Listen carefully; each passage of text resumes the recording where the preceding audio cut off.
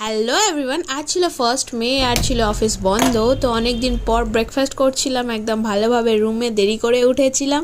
So চাটা বসিয়ে নিলাম, চাটা বসিয়ে আমি জল দিয়ে দিলাম, মাটির কলসিটা ফিল করে নিলাম। অ্যান্ড ইয়েস, অনেক দিন পর চা আর ব্রেড খাচ্ছি।